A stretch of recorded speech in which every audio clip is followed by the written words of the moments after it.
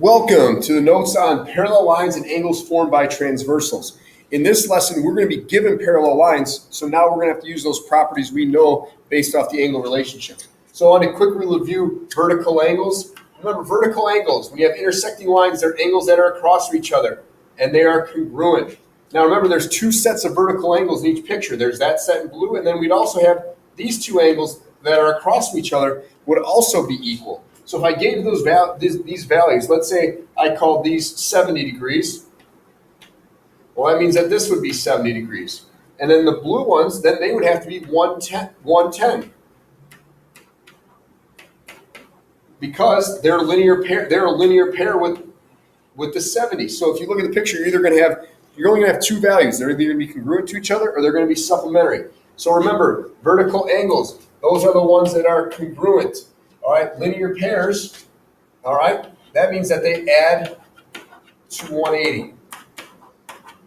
Okay, now to review here, there are angle relationships. We've been over these. Okay, corresponding angles, just remind you, these mean same spot.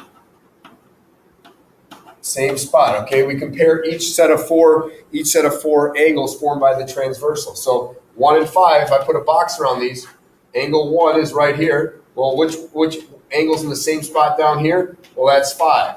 Okay, that's where corresponding. The other ones are pretty self-explanatory.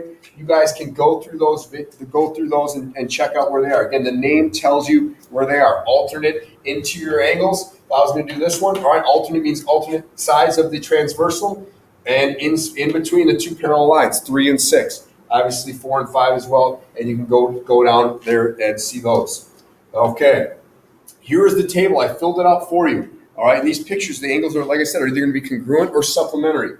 Remember, congruent means equal to, supplementary means we're going to add them to 180.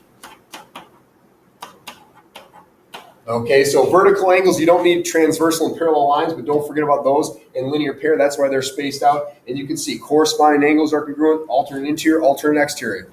If it has the word same side in it, it's supplementary. A lot of S's there. Same side, supplementary. So there's that chart. Now let's get to the problems that we're going to see in this section.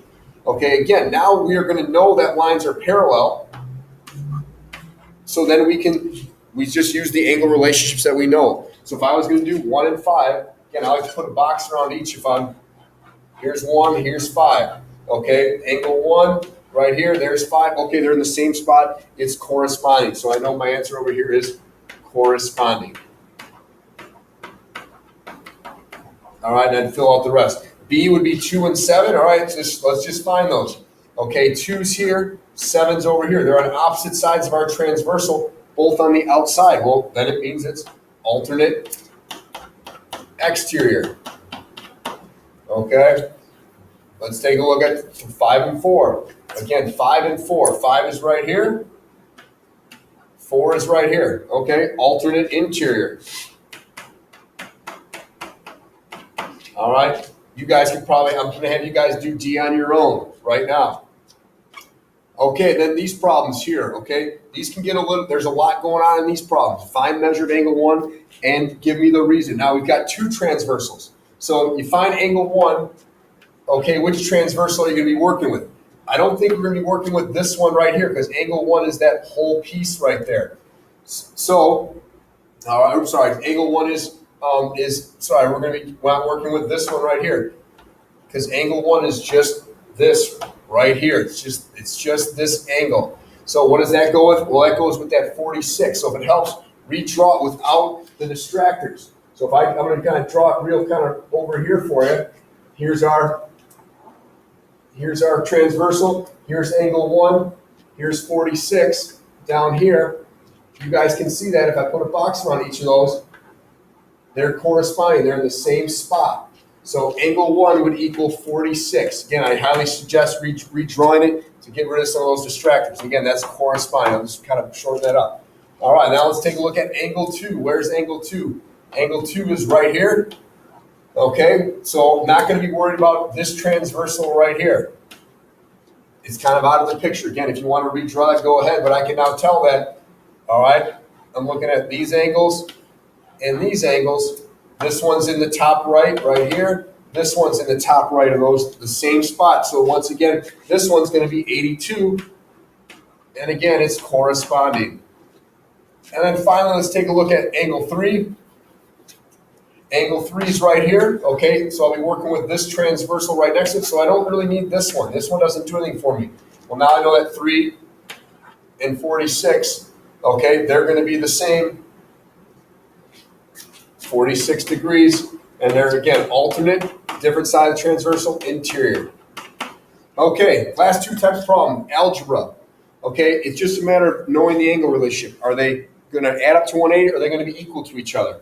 Well, we look at our transversal. These two angles are on the same side, and they're both outside. So these are alternate exterior. So we know that they add up to 180. So we're just going to say, hey, 20x plus 4 plus x plus 50 equals 180. Again, they add to 180. I'm adding each angle together. So the 20x and the x combine to 21x. The plus 4 and the plus 50 is plus 54. That equals 180. Okay, I subtract 54, I get 21x equals 126. Divide by 21, x equals 6. I think you guys know how to get these answers. If not, we'll talk, come see me. All right, then finally this one, both in between the parallel lines. And here's our parallel lines, opposite side of the transversal. So these guys are alternate interior, so we know that they're congruent. So this one is 4x, not adding up to 180. They would be equal to 114, and we would solve the remaining. Okay,